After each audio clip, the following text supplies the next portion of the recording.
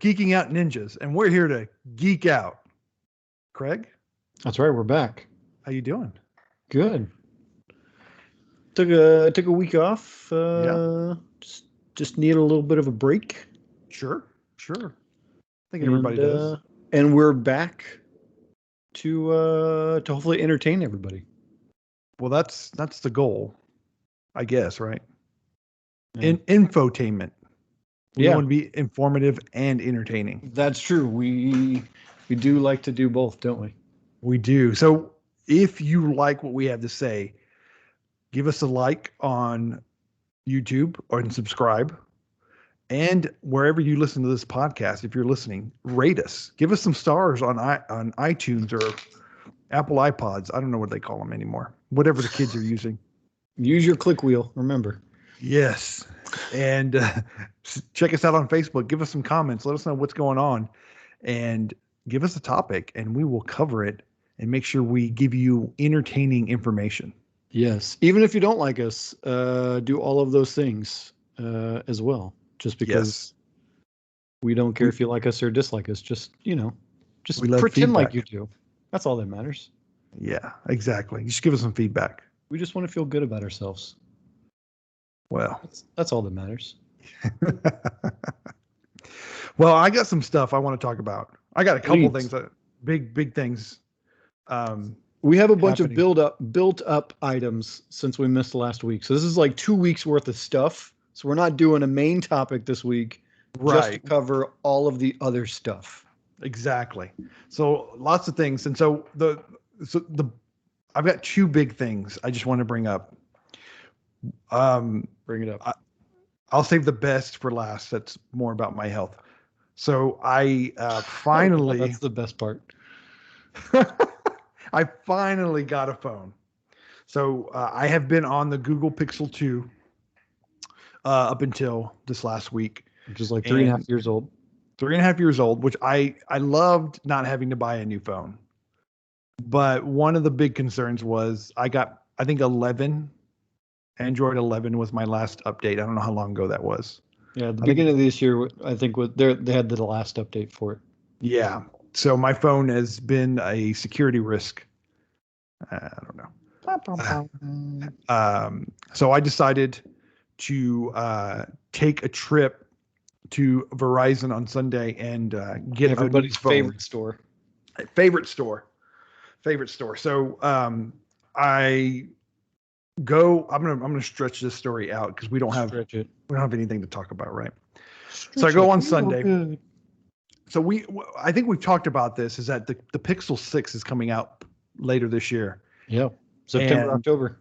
I was gonna wait, but I'm trying to be as responsible as I can with my money. Ooh.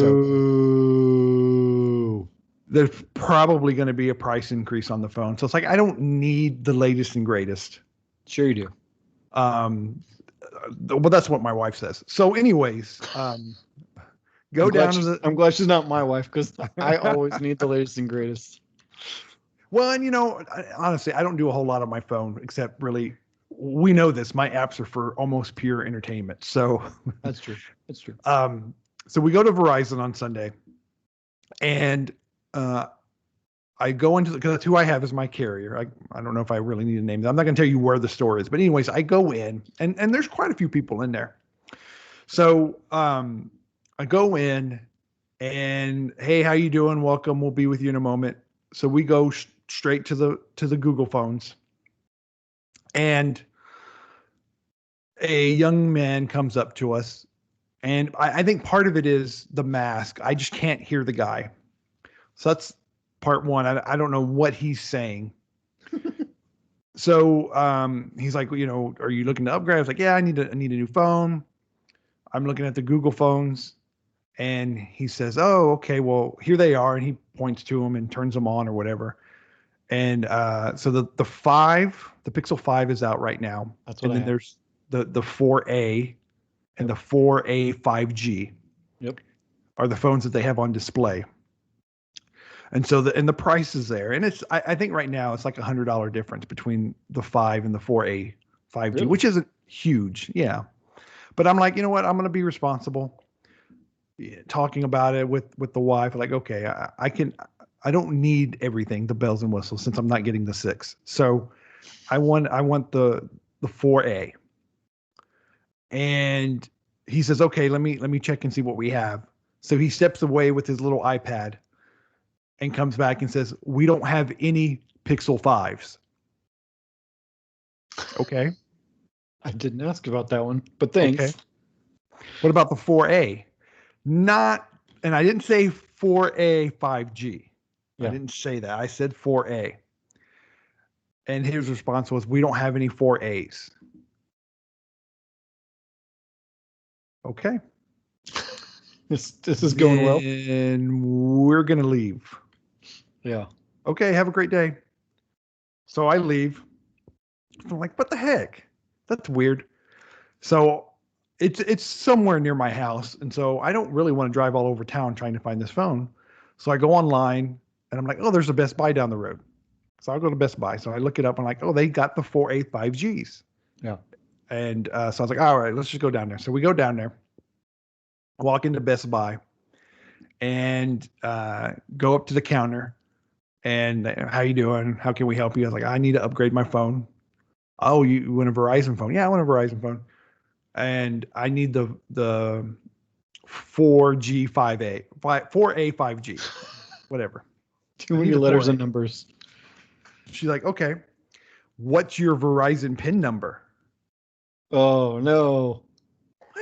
What PIN number? Yeah. That's the only way they can get into my account is with a PIN number. Now, the Verizon store obviously didn't need that.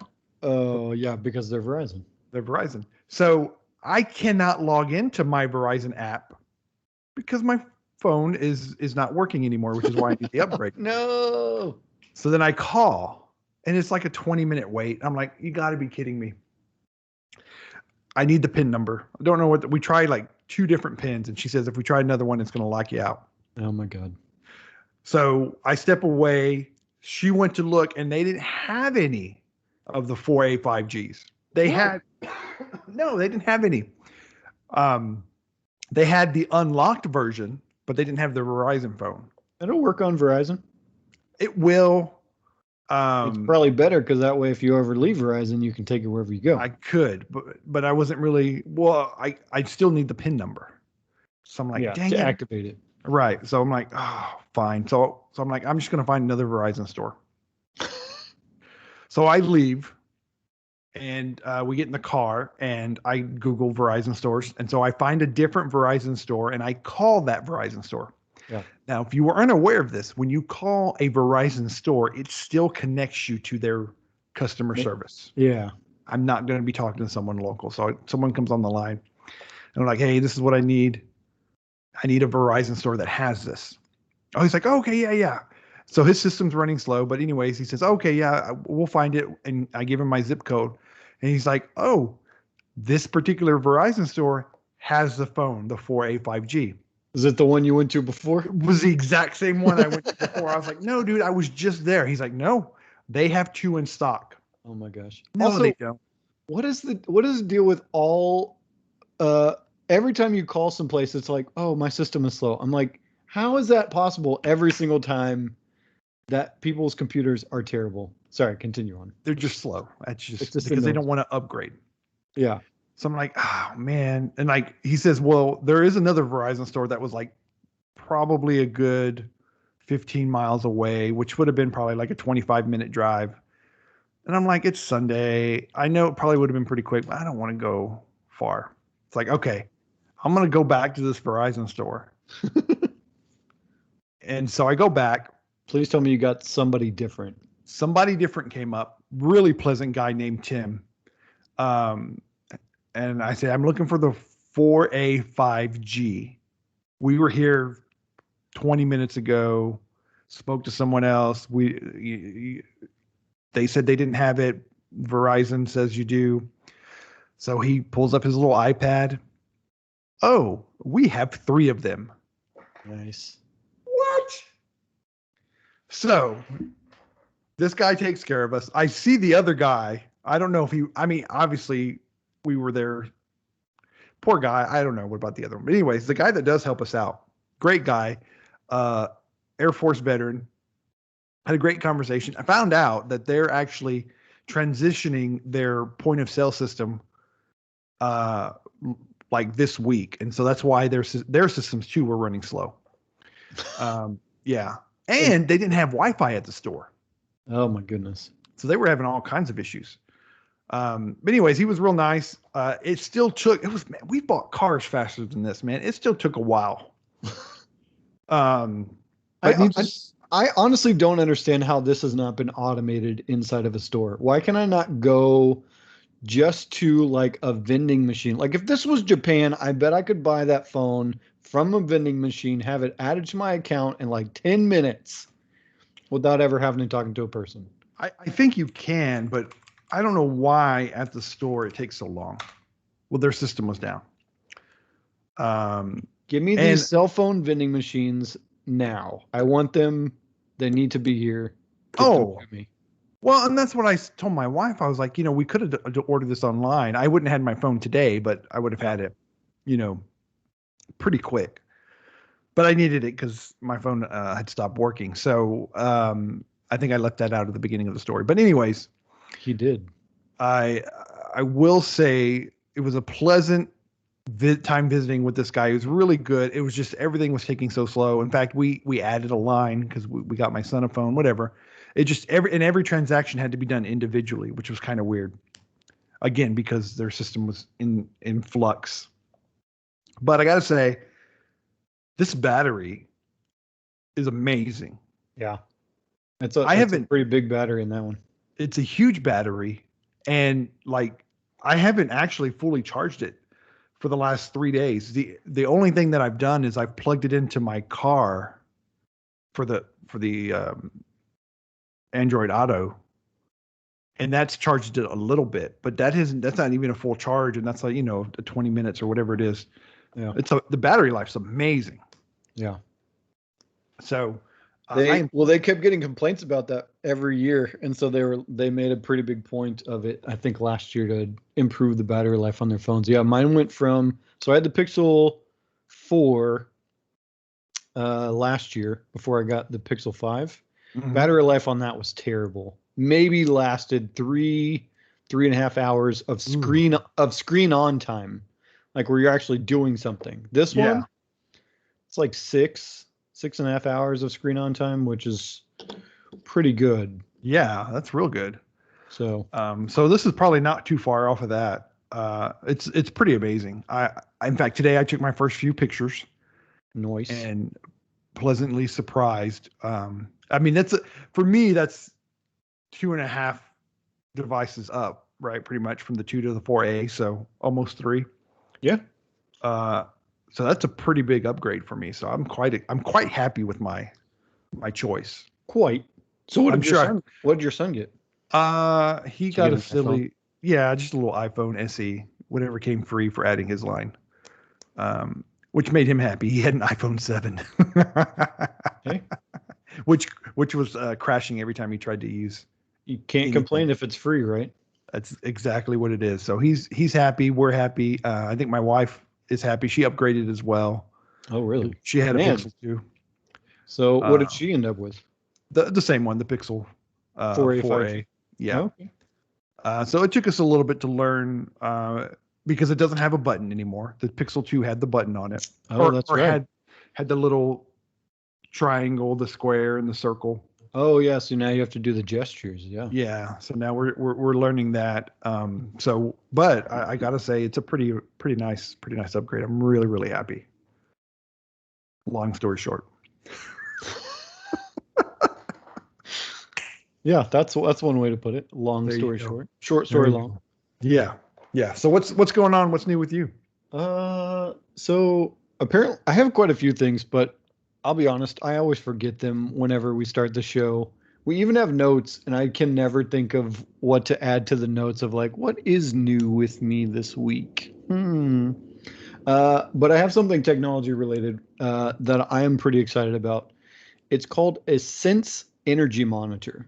Okay. What's cool about this is so you connect it to your main breaker panel, and it's got like these two little hooks that you kind of put around the two main power legs that come into your main breaker, the one that is usually outside, not the inside breaker.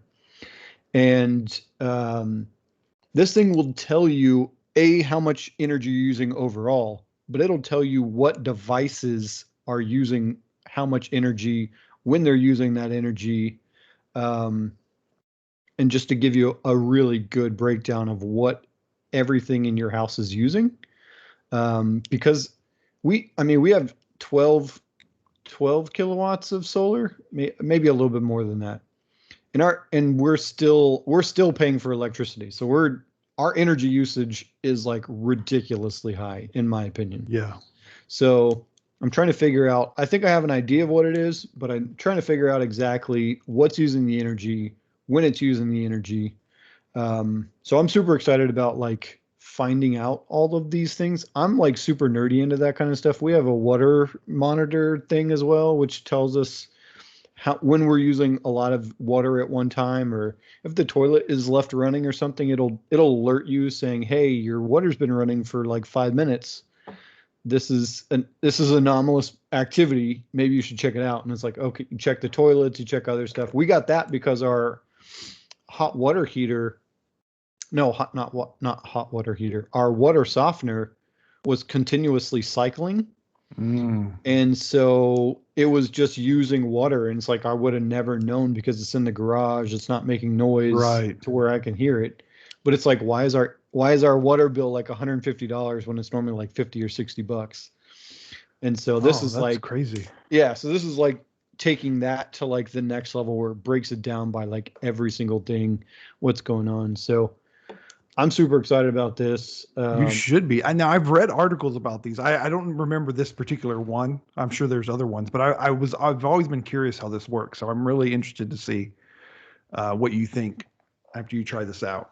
Yeah. So I'm gonna try and install it myself. They do recommend an electrician, but all the things that I watched the video. All the things that they show you how to do are things that I've already done. So I'm not too worried about it. The big thing is putting in an actual breaker into the panel, which is super easy to do. So I'm not too worried about that.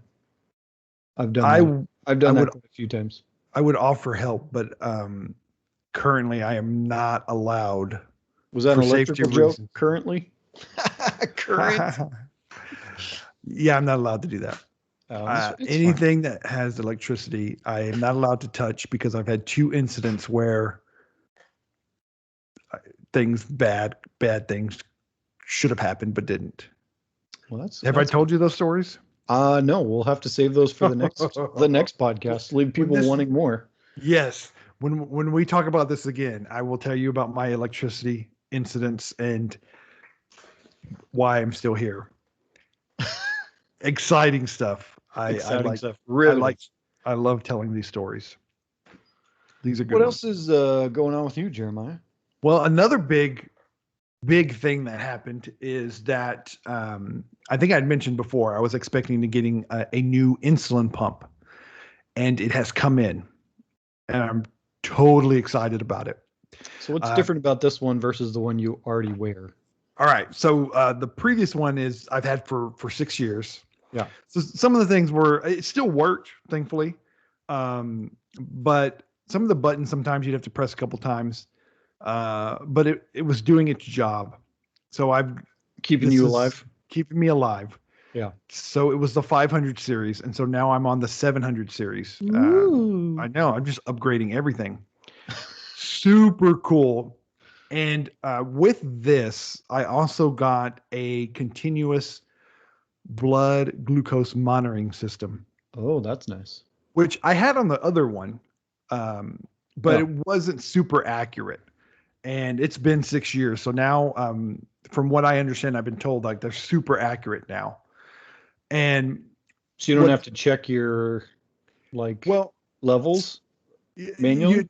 You still got to calibrate at minimum once every 12 hours. What? Yeah. To make sure that the sensor is still correct.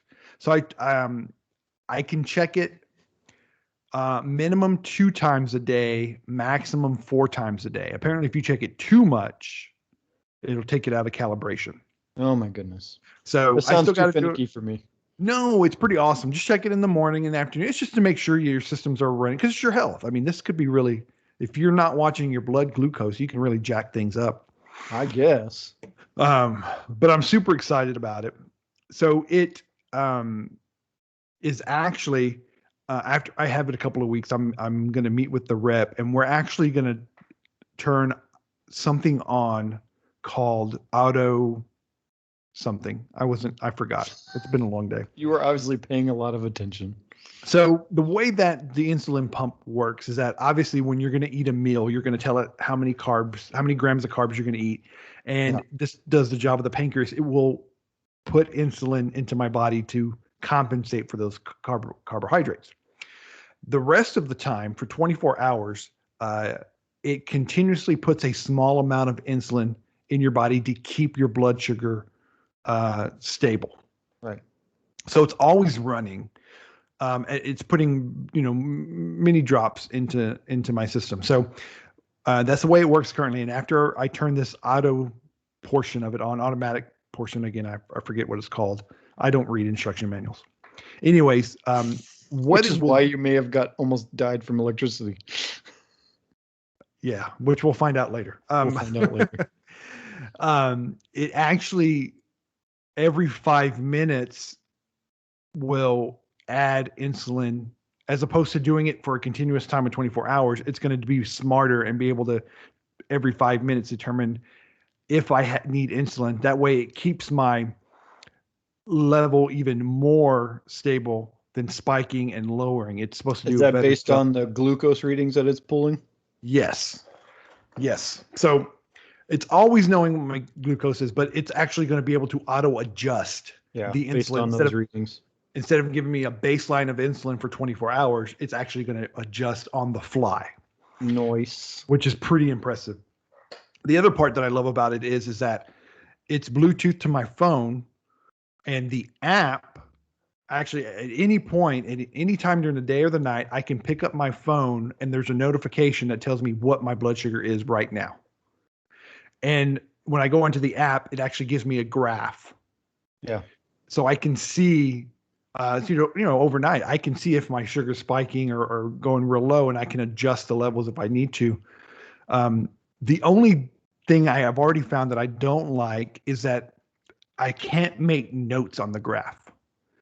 So like this morning, I got a coffee, a espresso drink with obviously sugar in it.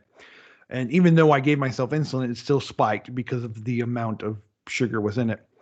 And I would have liked to have been able to mark that with a note saying had coffee or espresso or a white mocha, whatever it was. That would be cool. You should submit. I bet if you go to the App Store and look for, I bet they have an email. I bet you could do some sort of suggestion. Yes. To the developer of the app, be like, yo, this would be awesome if we could add notes to what's going on in the readings. Exactly. Because that just, I mean, in the past, for the last 100 years, you would keep a book. Right. And you keep your food diary, whatever. And I mean, I can do that in a different app. It would just be nice to mark it with that graph. Yeah. Why have the extra work if you could just do it all in one place? And the other cool thing is that the app connects to my online login and will send my graphs and my sugars up to the cloud. So when I do visit my doctor every 3 months, they log in and they can just pull up my stats right away, and they can look at my graph and say, oh, what's going on here and there. So I don't have to connect my pump to their computer, or, in the past you would give them all your notes or whatever. Nice. So now as soon as I come in, they'll just be able to pull it up and say, hey, it looks like this week was a bad week. Oh, I was on vacation. Right. So pretty impressive, pretty excited about this. I'd probably just be like, mind your business. If my glucose is a little high this week, just leave me alone about it. Cool. Well, cool. then you start losing feeling in your toes and fingers and things, and you don't want that. Hey, if your toes and fingers fall off because your glucose is a little high and your diabetes is getting out of control, that's your business, Jeremiah. That's nobody else's business. It is my wife's business, and I already have enough ailments that she has to keep me alive as long as possible. So this is all the amount of medical history that I have to tell every time I go to a doctor is incredible. Like life insurance is not good enough for you. Right. You can't, you got to go all the way with this. It's just not worth it. Yeah. It's not, but it's amazing. I love it. It's very cool, very easy, quote unquote, to be able to control this now and see what's going on. And it's just, when you know what your sugars are, you do better anyway. You want to do better. Yeah. With any kind of health situation. So I have a very cool insulin pump and very cool toys to be able to take care of this. So I'm super excited. I think it's cool that technology is making medical ailments easier to handle and deal with. To make it easier on people. As I feel like this is stuff we talk about all the time on the show. It's like, what technology can we have that's going to make everyone's lives easier? And if you're not having to waste a bunch of your time doing all of this extra stuff just to stay alive, or to track this or that, I mean, all the better, right? So the more we can use technology to improve people's lives, I think the better off we're going to be as a society. So I think so. 100% agree. It's amazing stuff. So it's definitely, if you're hearing this podcast or watching it on YouTube and you want to know information, hit us up. I love to share what's going on and what I'm experiencing. I told Craig earlier, I love to talk about myself. So it's true. Which means I'm going to have to force us to head to the news, because we are. I can keep going. We actually have a ridiculous amount. Like I said, this is like 2 weeks worth of news. So strap in. It's going to be a lot of stuff. Talking about some new stuff they announced at Google I/O, new electric vehicles. Woo! And everybody's favorite browser is about to be retired next year. So get excited. We're doing this. We're going to start with another medical device making people's lives better. So everybody's familiar with hearing aids. My mom needs them. She won't use them. And I know my mom won't listen to this podcast because apparently our podcasts are too long for her. So I know she'll never hear this. Even if she was listening to it, she may not hear it because she needs hearing aids. And she won't admit it. So, my dad is the same way. I don't get it. I don't either. So Bose, everybody's favorite music company, I say that partially sarcastic, is getting into the hearing aid business, and they are releasing a FDA-cleared hearing aid for only $849.95. I always hate that people. It's like, who's going out there and be like, you know what, that 5 extra cents, it's really going to keep me from buying that. Well, but hearing aids are really expensive. No, So, sorry, I was just. I know it's my whole eight. It's the whole $49.95 sort of deal that always bugs me. Yeah, hearing aids are like multiple thousands of dollars. Yes, insurance doesn't per ear cover all of them. Yeah. So Bose they came out with this 8 days ago, actually. This probably would have been right around the time we would have released our last podcast. Being sold directly by Bose in 5 states: Massachusetts, Montana, North Carolina, South Carolina, and Texas. Very strange grouping of states.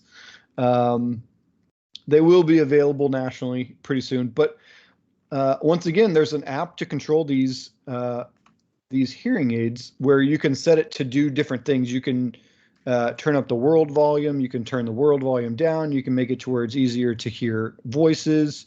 You can, filter out noise in busy rooms, or you can just turn it on like you want to hear everything. Maybe you're walking and you just want to make sure you don't get murdered from behind or something. You want to turn on that everywhere setting. And what's also great about these, they hook up to your phone. I know a lot of hearing aids do that now, where they're Bluetooth headphones and all that stuff. But it's great for $850. I mean, you get expensive Bluetooth headphones right now. They can be like $250, $300. So you're only paying like $600 extra for the hearing aid portion of these hearing aids. That's a pretty insane deal. Crazy. So I think this is probably going to get hearing aids into more people's ears. It seems strange to say, but I think it's a great development by Bose, and I'm sure they're only going to continue to get better as time goes on and smaller. They're still the same ones that kind of fit behind your ear and then go in your ears. So nothing revolutionary on the look, but just the cost and the ease. I mean, you don't have to go buying them directly from Bose. You don't have to go through a doctor or anything like that. So yeah, that's awesome. It's pretty amazing. I told my mom about them. She seemed partially excited about it. Not in like I'm going to go out and get these right now, but it's great that they're not super expensive. So, fingers crossed. I can hope my mom's going to get hearing aids one day. Maybe I think so. I think so. And just the way the technology is moving so quickly, it's so much easier. This will make it so much easier for so many people that, for whatever reason, don't want to go or even pay. It's crazy. That is just a crazy price. I'm just kind of like amazed by that. And battery lasts up to 4 days if used for 14 hours a day. I imagine people are probably not using these in their sleep though, so I'd imagine they could probably just charge them. Yeah. I don't use a hearing aid, so I don't know what people's normal use is, but I would imagine you probably would not want to wear these at night. No. It's time to sleep. You got to turn that off. Got to turn that off. Yeah, you don't have to hear your partner snoring next to you. Yeah, that would be amazing. What's up next, Jeremiah? This is an article you put in here. I'm super excited about this. So. I think it's very cool. Tell us what it is. It could be our only hope. It could be. But anyways, okay, so Google announced that they are working on holographic video calls, or as close as you can. So basically, instead of doing FaceTime on a screen, that you're looking at someone that's like 3D, like a genuine like Star Wars type image in front of you. And they say that they're trying to test this out already, which is actually, I think, another amazing thing. But it's basically it's to be having a conversation as if that person is almost like in the room with you. Yeah, it is what they're trying to accomplish. And well, supposedly they've kind of done that to some extent. So it's a pretty large setup right now. So it's a booth. So it's kind of like a photo booth in size. You sit down at a bench. There's a like a 55 or 65 inch screen in front of you. But I'm assuming the cameras are like built into the screen somehow. They have multiple cameras around this thing. It's doing a 3D model of the person. Mm-hmm. So that's how they get the 3D image of you. But the people who have tried this out, it's only available in certain Google offices. So, correct. Obviously it's super limited in who can use it. But it's just a technology that they're working on. But the people who have used this have said it's it's like you're sitting talking to someone right in front of you. That's how 3-dimensional they are. I think that's like the game changer, right? Like when I'm talking to you right now, you're obviously on the other side of a camera. Right. You're a flat image. There's no depth to you whatsoever. But to have that 3D image of someone to where it feels like you're like someone's on the other side of a booth. Maybe you're sitting at like a booth to eat or something. Yeah, and it's like they're they're sitting across from you at like a booth at a restaurant or something. To me, that's kind of like what it looked like to some extent from the video that they showed. But I mean, this could be like a huge game changer for video calls. I think the technology is probably a long ways off from being in your house, probably 5 to 10 years is my guess. But still, that's nothing. Yeah. This will be one of those things that probably is more used in like medical or other businesses where this could actually be a huge benefit to businesses, because I'm sure they're going to charge a fortune for this to start, which is how a lot of technology starts out really expensive. So you got to sell it to businesses first, and then as it gets cheaper, then who knows, it could end up in your house. But this is like, it's the closest we'll ever get to some sort of teleportation device, in my opinion. Well, that's what you think now. I've read the scientific papers. I've read a lot of articles about teleportation and how little they're actually able to do with that right now. Yeah, we're just getting into quantum computing. I think they can only transport like atoms at this point, and it's like one atom. So it's like I didn't even know they could do that. Yeah, and it's like across the room. It's not even like somewhere else. It's not the fly. Yeah, so it's like it's not going to happen anytime soon. But this, 10 years off max, in my opinion, from being able to be available at your house. I don't know how small it will ever be, but I think if they could sell it in the size of a TV, though, I'd totally buy that. As it's like, okay, you can get a TV that has like Samsung Smart TV, or you can buy this one that does 3D video. I'm like, 3D video, thank you. Exactly. So yeah, I'm super excited for this. I know it's a long way off from being in my house, but still super exciting to see that kind of technology being developed. No doubt. All right, so what do we got next? The Google Maps, new routing options. This is pretty cool. Yes. So they have. I don't know if this is. They announced it. I don't know if this is available yet, though. That's the only part See, here's the thing about Google, which always kind of annoys me to some extent. They announce a lot of stuff, and they'll even announce, hey, it's available now. And then you're like, yeah, but my phone doesn't have it. So what's available now mean to you? So, this is coming soon, in my opinion.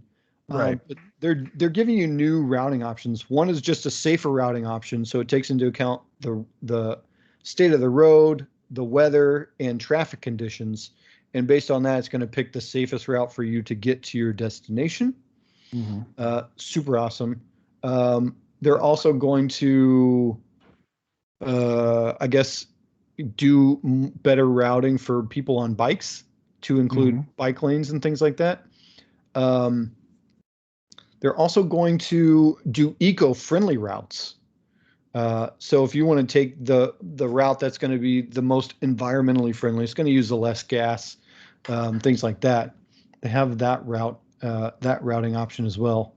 So, I mean, this is all based on the technology they already have. They're just using it in a different way, which is kind of cool. I mean, they've been getting the busyness. That's what I'm excited about. Information from businesses for a while now.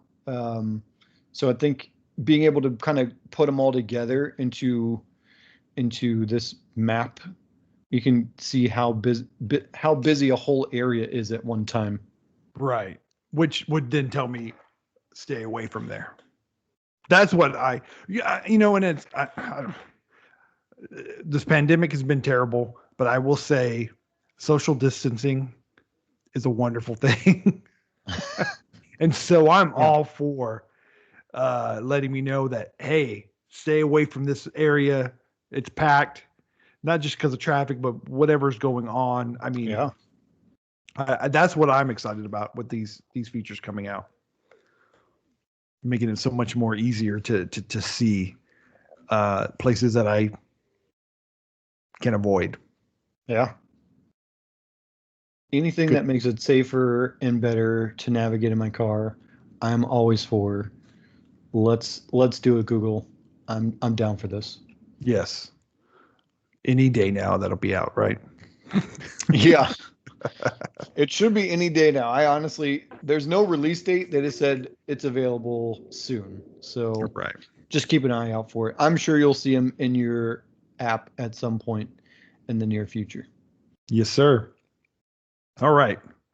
Man, we're just rolling through these. Yeah, we're going to keep going. Well, we have to. I mean, this podcast is going to be in like 3 hours long if we don't go fast. If we want your mom to listen, we got to kind of get these in here. Oh, yeah. She's never going to listen.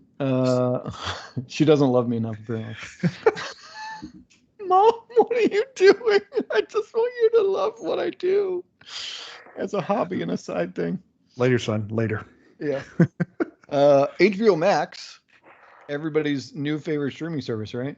Yes. Or not? Oh, yeah. I love it.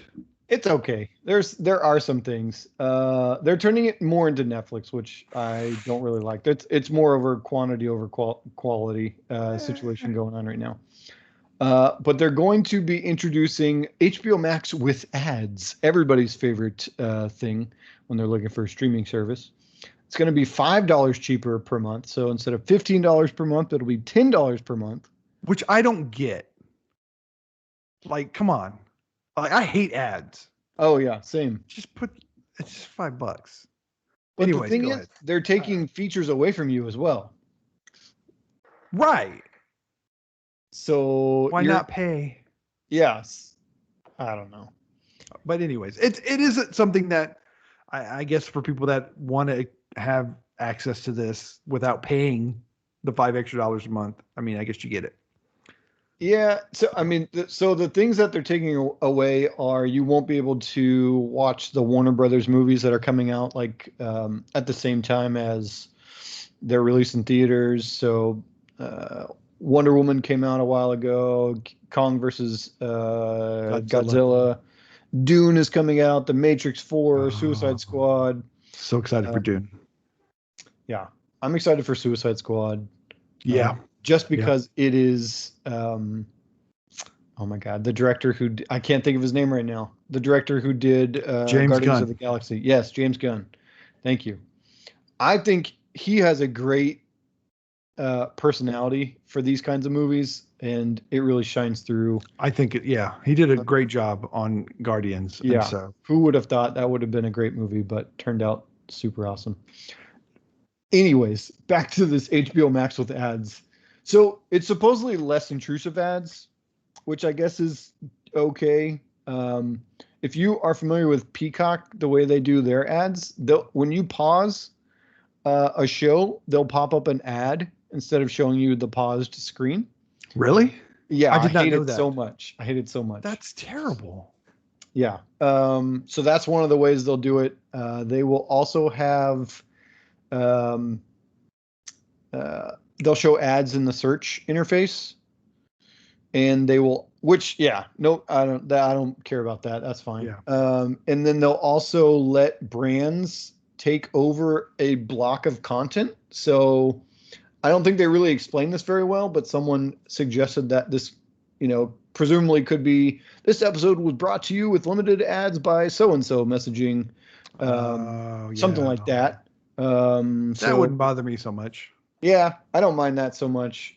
So, I mean, the way they're doing ads is not a terrible thing, versus breaking up a show, which Melissa and I are watching a show right now on Peacock, and it's a show that's not meant to have ads. So the ad breaks are in the weirdest places. Are you frozen or am I frozen? Oh, I don't know. You were frozen, but I'm sure I was. I don't know. It appears I was offline. Yeah. So the ad breaks are in the weirdest places. It's like there's a really emotional scene, and it's like the scene hasn't ended completely, it feels like, and then they're just like, bounty brought to you, or bounty whatever, clean your clothes. And I'm like, but I'm like crying over here. This seems weird. Why are you doing this? So yeah, I'm not a fan of that kind of stuff. So if they're not intrusive like that, I think it's a better way to do ads, but still for only $5 off, I'm not sure I would go ad-free tier. Yeah. I mean, I got HBO Max when Zack Snyder's Justice League came out, so I could see that. And I'm enjoying HBO Max. Yeah, there are some shows and things on here that I do like. We get it free with AT&T's Uverse, the gigabit stuff. Yeah. I probably will not resubscribe to it once I switch to Google Fiber, but what ifs? Is that coming soon? It's supposed to be in the spring. The spring's almost over, so I don't know. Have you watched Zack Snyder's Army of Darkness? I did watch that. I enjoyed it for what it was. I didn't expect a lot out of it. I didn't expect any sort of like magnus opus of a movie. It's Zack Snyder, and it's zombies. I got what I wanted out of it. It was good. I thought it took a long time to develop, like to get to the action, like 45 minutes in before they even. Which I understand he's building the story, but it took a while to get to the zombies. Yeah, but it was a good hour and a half. I was all right with it. It was 2.5 hours. What? No. Yeah, it was a 2.5 hour movie. When I saw it, it was 2.5 hours. Man, something keeps freezing. I don't know if it's you or me, but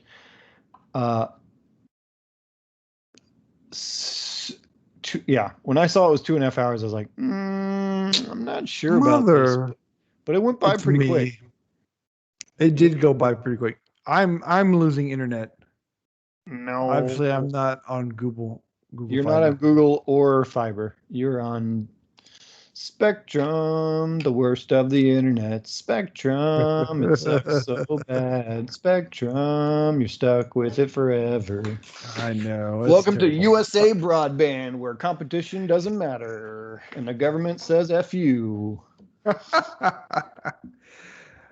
Love it. I love it. That's pretty much how it goes. Yeah. So the next story, it's not really news. I guess it kind of is, but I'm super excited about this kind of stuff. So my kids are right, or I guess my oldest one, Adeline, is about to be in kindergarten I guess at the end of this year, in September, October, or August, whenever school starts. Right. And she's right at the age where you have to kind of start learning to code to some extent, like basic coding. Mm-hmm. And Sphero, who has made those rolling robots before, so they actually made, I think they did the first BB-8 robot that you could control. Right. They made that, as well as some of their own toys.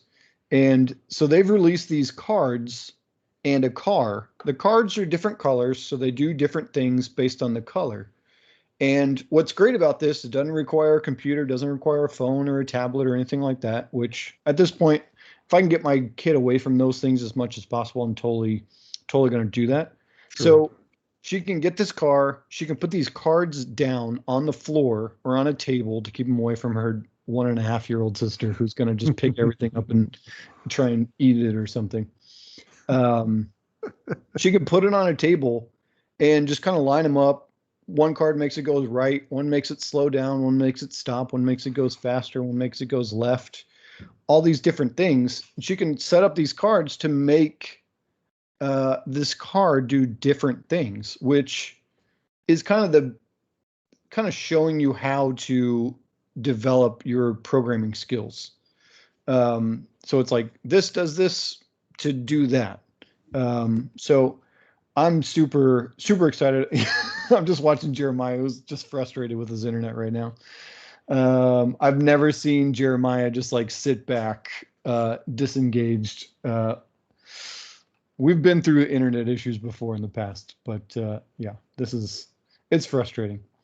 So yeah, I'm excited about this. I think it's going to be great for schools. They have school kits that you can buy. So I think it has like for 15, I don't know, for a class. It's a class pack, or you can buy an individual one for like $125. I will probably get one when it comes out in September,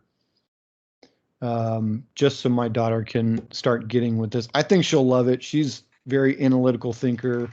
She's very much like me in the way she kind of examines the world and does things. So I know there are other products out there that do similar things to this, but I like that this doesn't require any device to use whatsoever. That's kind of the big appeal for me, is that she can kind of learn how to do all this stuff and still only be 5 years old, and get a lot of fun out of it. So And I could even see her younger sister, our 3.5-year-old, getting some fun out of this with her sister. So yeah. Our next story is about everybody's favorite browser, sunsetting next year, 2022, June. This is kind of like Jeremiah's internet. It's slow and doesn't always work correctly. But so Internet Explorer. Wait?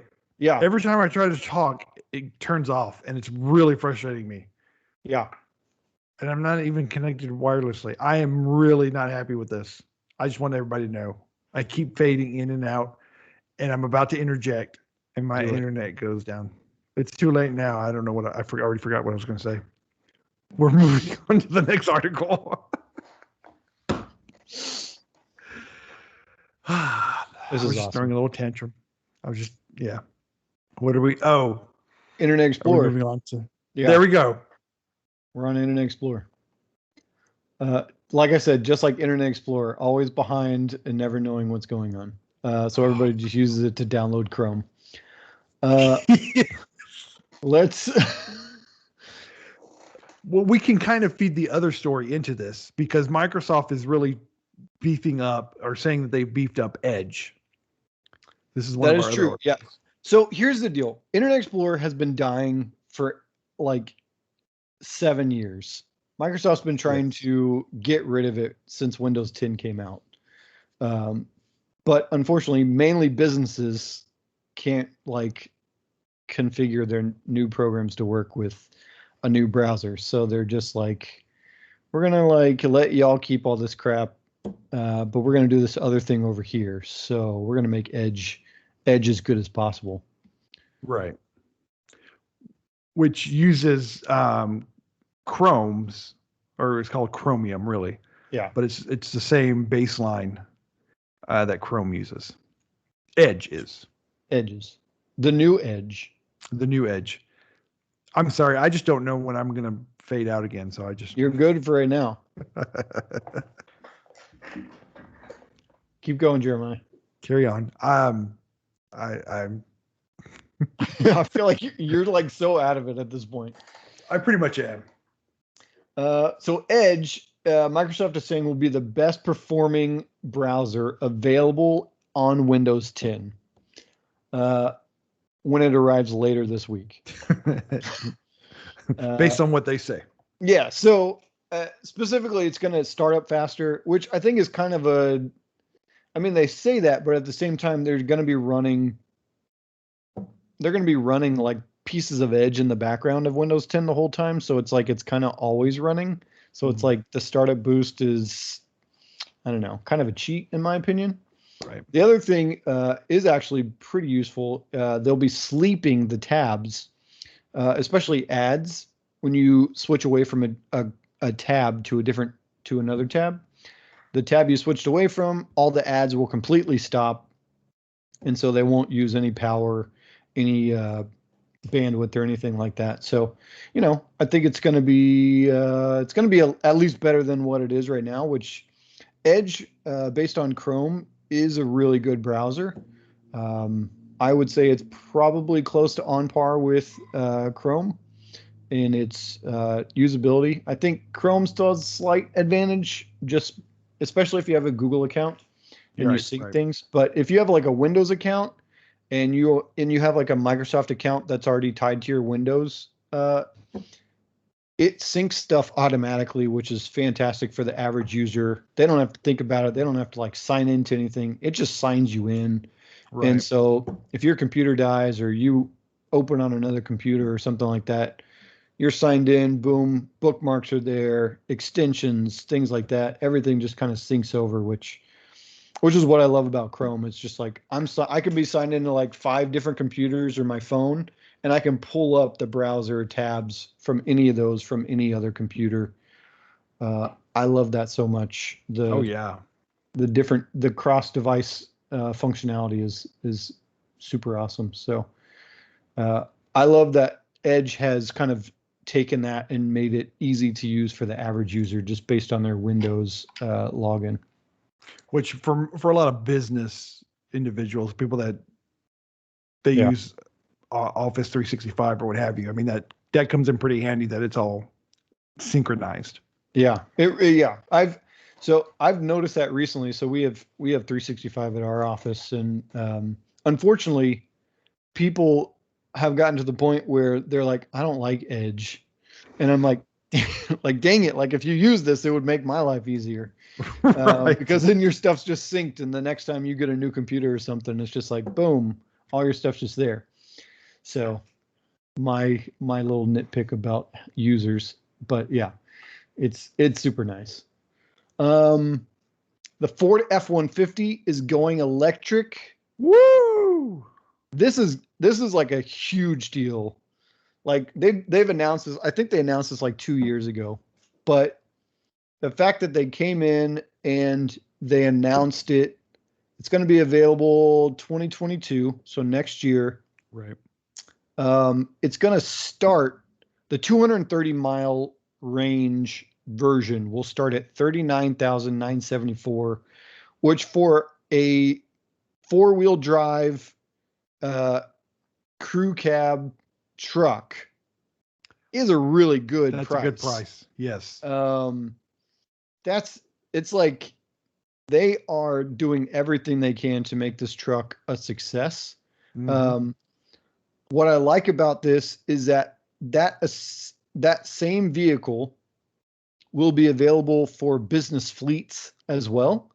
So right. Ford has like telematics stuff that they sell to where you can track where a vehicle is, how fast it's going, things like that. Which apparently they have quite a few people doing that. Their business segment is really large, and to offer that same exact price for businesses that are using the same thing, I think is going to be a huge win for them. My guess is, and we'll go into more of these details in just a minute.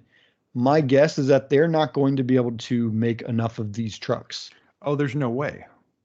Just based on like batteries alone, like Tesla has run into this already, where it's like you can only go so fast based on how many batteries you can make or how many will be produced for you. Right. Tesla even makes their own batteries in their own facilities with Panasonic's help, and they can't get enough batteries to facilitate the all four of their cars, their vehicles, the energy business that they have, the solar panels and the power walls that they're selling, as well as the grid batteries that they're selling to countries and states and utilities. Like they don't have enough capacity to make enough batteries for all of these different things at the same time. So that's going to be the biggest hindrance for this and for any car manufacturers going forward. Right. Is just making enough batteries. That's going to be besides charging infrastructure, that's going to be like the biggest thing that's going to hold electric vehicles back. So that'll be one version. The 230-mile version starts at $40,000. The 300-mile range vehicle starts at $50,000. I think that's like $49,974. Right. The great thing about this is that Ford hasn't run out of the $7,500 federal tax credit yet. So that $39,974 is really going to be closer to $32,400 or $500 once you get your tax rebate back. And well, I guess if you actually apply it to your loan, right? There's a lot of people are going to do whatever they want with it. But if you actually apply it to your loan, your car payment is going to be crazy low. Can you imagine a $32,000 Ford F-150 four-wheel drive, the fastest fastest F-150 they ever made, including the Raptor, which everybody loves, saying that it's super fast. It's insane. They started taking reservations for $100. I think they got to like 45,000 reservations and they stopped. Whoa! Wow. Yeah, they were like, we're not going to take any more reservations. That's a low. It is a low bar because Tesla has like 1 million reservations for the Cybertruck. But I'm just saying though, for $100, Oh yeah, that's low. it is low. It's a low bar. I imagine even if they was 1,000 or even 2,500, I bet they still would have reached 45,000 pretty quick. Because this is, I mean, from everything that we're seeing, this looks really impressive.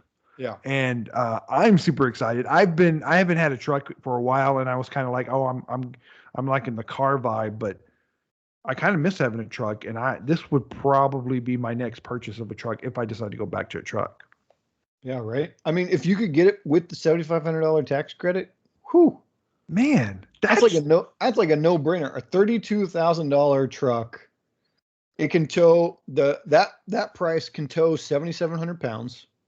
Mm-hmm. The 300-mile range one can tow 10,000 pounds, which is more than what most of their affordable gas-powered F-150s are capable of. Yeah.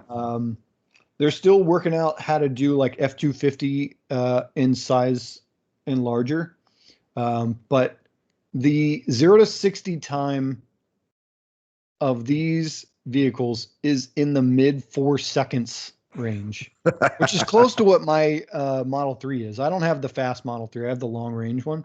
Yeah. But still, there are some other really great features about this truck that I'm super stoked about. And I'll probably never get one, but I think it's going to change the game. And I think it's going to change people's opinions on electric vehicles, especially electric trucks. It will have like tons of regular outlets. You can plug in maybe your battery. You're on a job site. You can plug in your batteries to charge your batteries. You can run a saw, a circular saw, right, from your truck. You can. I'm just like blown away at all the different things you'll be able to do with this thing. One of the coolest things that I think you'll be able to do is, I'm trying to find it in the article so I don't misspeak. It's an 80 amp charging center for your house. I don't know why I cannot find this in the article. I was reading this in. No, where is it? I don't see it. It's in there. So it's I'll just do it off of memory. It's an 80 amp charger for your house. But it doesn't just charge your truck. Your truck can power your house with this. So this is this is a vehicle to grid system. So instead of having a Powerwall in your house, your car can act as your Powerwall. And the batteries in your vehicle are much larger than like a Powerwall would be. Mm-hmm. The actual capacity of these is, yeah. So like I think a Powerwall is like 7.5 kilowatts, which seems like a lot, but it's really not a ton. Mm-hmm. A vehicle, and they don't tell you the exact kilowatt hours in this, but I would imagine it's somewhere in the 70 to 100 kilowatts. Man. So you're looking at 10 to, I don't know, whatever times as many, 10 to 15 times as much power that you can power your house with for days. Yeah. That's crazy. It's a game changer. A game changer. I'm super excited about it for all of those reasons. I think it's like I said, the thing that's going to hold it back is being able to make enough of them. The charging network still leaves a bit to be desired, just because they're not building their own charging network. It's a hodgepodge of other charging networks kind of brought together into this Ford app. They will navigate you to charging stations based on your route that you put in there. It'll also navigate you and tell you how much range you have left if you're towing something, which will be super useful, because with the electric vehicle and towing something could be a little bit more difficult. So them being able to give you that information up front, I think will be super helpful. But yeah, it's going to be awesome. I think so. You want to tell us about hiding light counts? Well, you're on Instagram, you're not on Facebook, but yeah, so this is a great article. I just picked it because it sounded interesting to me. So Facebook and Instagram now are going to allow you to hide the number of likes. And where this is significant is on Instagram, it's a universal toggle. So you can turn off the like counts for others as well as your ability and the ability to hide your like counts on your post. So you don't have to see everybody else's likes and you don't have to let people see your likes on Instagram. Because I think, and I catch myself in this too, when I post something, I tend to go and see how many people like it. Yeah. Not that it's going to change my life or anything, but it's just, I don't, it's just this human nature, I guess, that we want to be liked and we want to see, if other people like what we have to say, if it's witty or it's a great picture or whatever. I don't know how useful or how many people will actually use this feature. Yeah. But it's interesting that these companies are saying, or Facebook is saying, hey, we're going to put it out there. If it's something that really hinders you as a person, you can turn it off. I would like to see the numbers on how many people actually hide the like counts on their accounts, on their post. I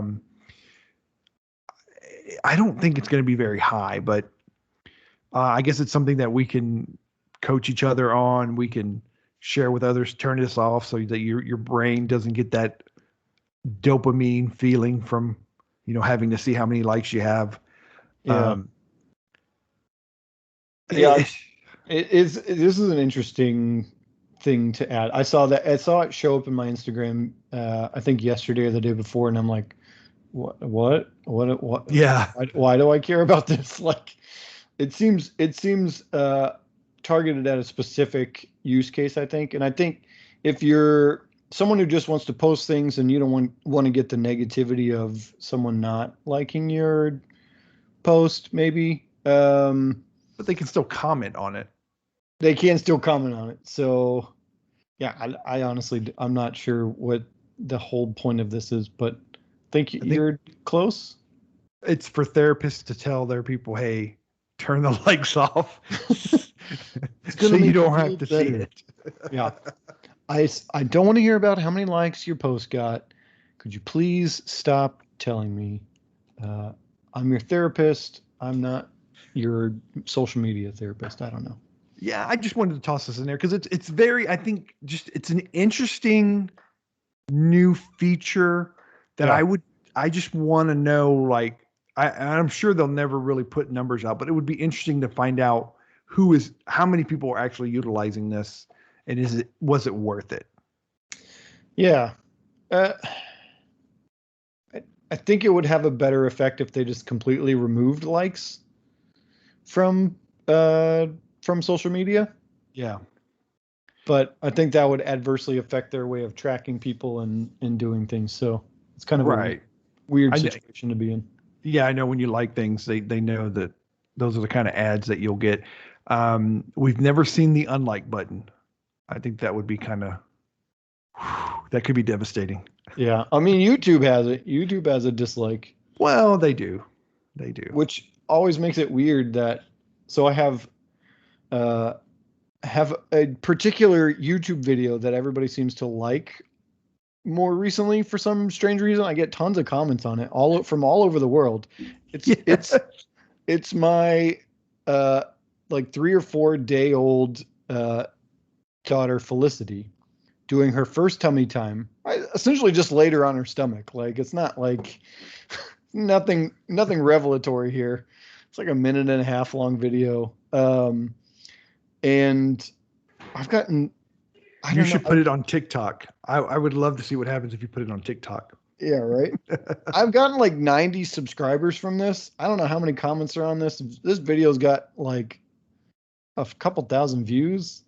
Like, I posted this thing like 3 years ago, like out of nowhere, that all of a sudden this thing is showing up. But people dislike the video. I'm like, who's disliking this video? It's a 3-day-old baby. Like, what the hell? Why do you do that? Why do you put babies on their tummy? Apparently, I'm an idiot. That's terrible. That's terrible. Some moms think it's too young. Too young for that child. That's what I've heard from some women on YouTube. You know.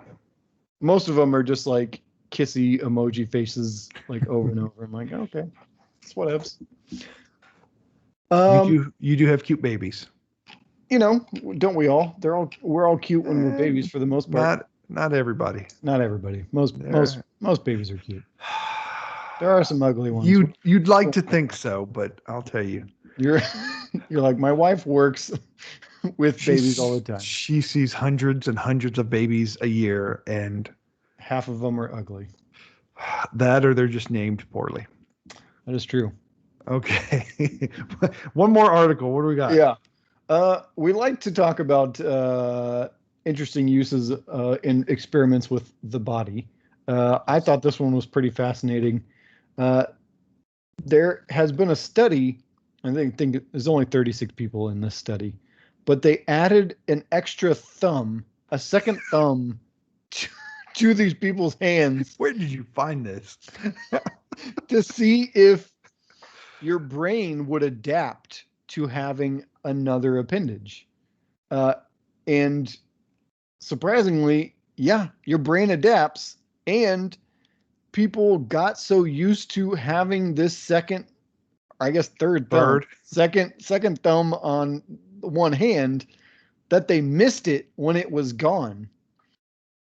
So in your brain, your digits, and by digits I mean your fingers, right, are very explicitly mapped out in your brain. So when you move your hands in a certain way, you can see what's happening. They said whenever they added this sixth finger / second thumb, the brain, like that section of the brain shrunk a little bit to include this extra appendage.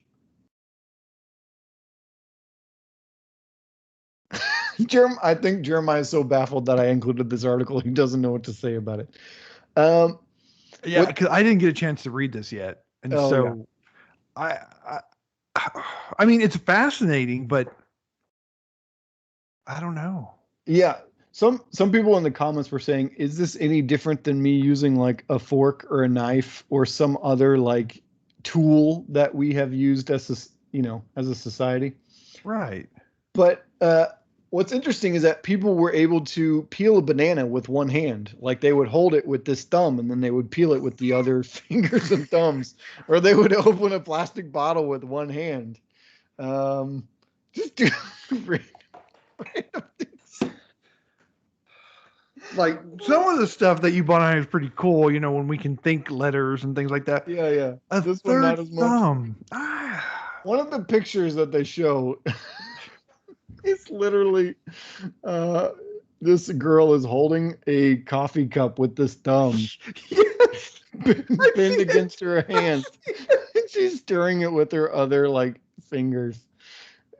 It's a bizarre looking photo. That is a strong thumb. That is a really strong thumb.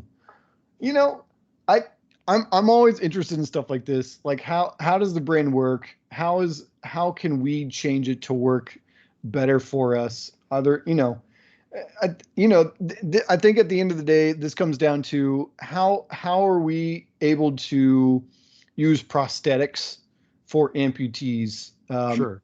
How can the body adapt and the brain adapt to doing that kind of thing?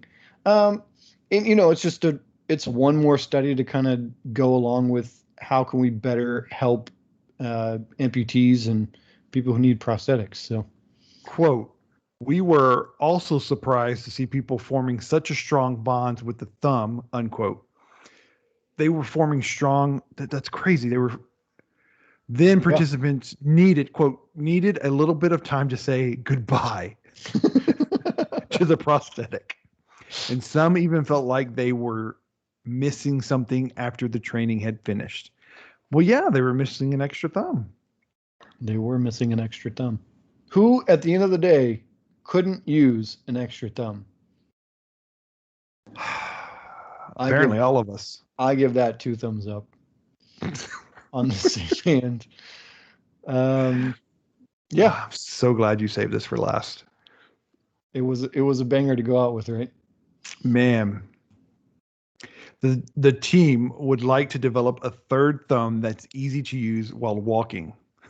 Yeah. So this one apparently uses like a foot pedal. Oh, okay. To actuate. Yeah. Which seems like it would make it really difficult to use, but so is it really a thumb or is it their foot? Well, I mean, it's their foot actuating the thumb.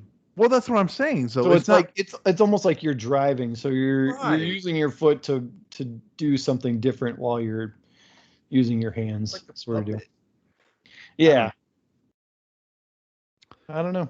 Yeah, I didn't read this before. That's okay. I don't know if it would have made it any better, Jeremiah. I don't think so. And on that note, I urge you and encourage you to subscribe and like our videos and give us some ratings on your favorite podcast app. Subscribe on your favorite podcast app. And leave us comments. Let us know what you think about what we're talking about. And also give us some things to talk about. Not just news, but like subjects technology you want us to talk about. Such as third thumbs. Or quantum computing, as Jeremiah would like. Yes, that will be upcoming episode once we do a little bit more research on it. There's a lot to that. Quantum computing is very, very heavy subject. So getting it down to normal layman's terms will be interesting. It will be. It may be a while. Yeah. It's crazy. So look forward to that. Not in next future week. episode, as well as how to avoid electrocuting yourself, brought to you by Jeremiah's Stories. Well, I can't tell you how to avoid it. I can just tell you that I survived it. So I think that'll do it for tonight. That's it. All right. See you next week. Ta-ta.